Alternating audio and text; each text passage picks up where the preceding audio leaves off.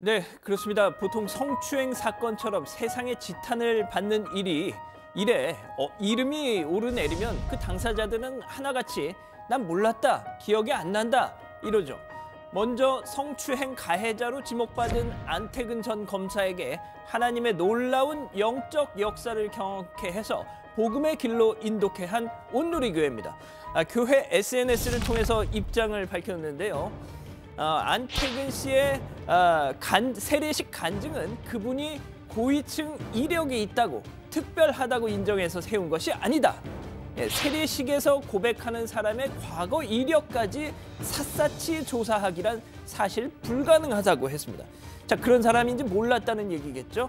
자, 그러면서 교회에서 세례받은 성도로서 과거의 불미스러운 사건의 가해자였다면 피해자에게 용서를 구하도록 권하겠다고도 했습니다.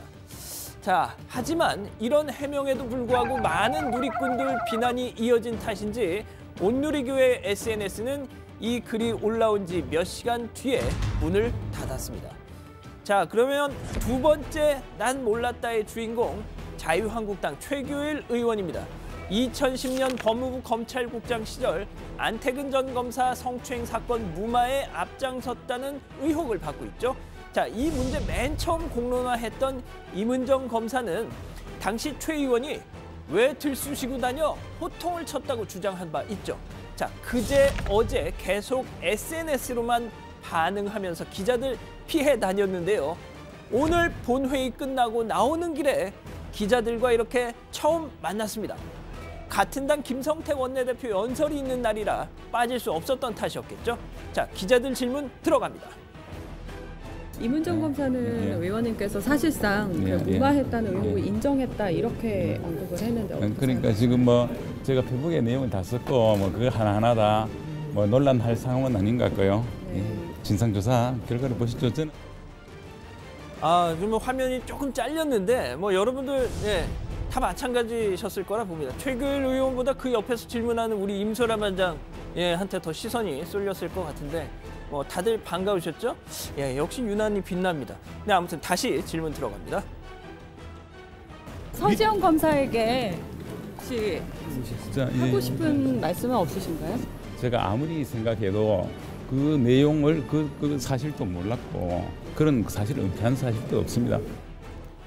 자, 세 번째 난 몰랐다입니다. 오늘자 한겨레 신문 보도입니다.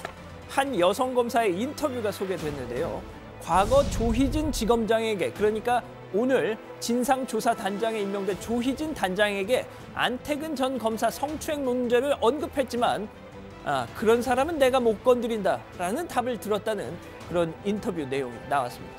자, 말인즉슨 여성 검사들이 검찰 내 왕언니 격인 조희진 단장에게 이 성추행 사건 알렸지만 조 단장 역시 쉬쉬했다는 얘기인데요. 조희진 단장은 오늘 성추행 사건 알지 못했고 후배들의 상의를 받은 적도 없다 이렇게 반박했습니다. 자, 네 번째 난 몰랐다입니다. 서지현 검사의 법률 대리인 김재련 변호사가 어제 뉴스룸에 출연해서 지난해 8월 박상기 법무장관에게 면담을 요청하고 이 사건 조사를 요청했더니 박 장관이 그러면 이 사람을 만나보라고 했다는 겁니다. 자, 그랬는데 서 검사가 작년 추석이 지나고 그 분을 직접 만났었습니다. 법무부 내에 계신 분을 만났었고 진상조사에 대한 요청도 했던 걸로 저는 알고 있는데요. 그 후에 이루어진 것은 아무것도 없습니다. 자, 오늘 박상기 법무장관도 국회를 찾았습니다. 기자들이 사건 알았느냐, 알았다면 왜 조치 안 했느냐 물었죠. 그랬더니 따로 다른 지정한 사람을 통해서 만나라고 했다고 하는데 서지현 검사가 면담 신청을 했다는 건 맞습니까, 장관님? 그 어떤 분 통해서 좀 만나라고 하신 거죠? 보고는 받으신 건가요? 진상조사 요구에 대한 보고. 다 얘기를 할 거예요, 대표님. 오늘 법무부 취재하면 될 겁니다. 여기서 판단이 밝혀주시죠. 어차피 오늘 여기 대변설 들으러 왔으니까. 자, 이 직후에 박상기 장관 입장 법무부를 통해서 나왔습니다. 진상조사 요구 받은 적도 없고 그런 얘기 들은 적도 없다고 말이죠. 이거 진실게임 양상으로 흐를 조짐인데요.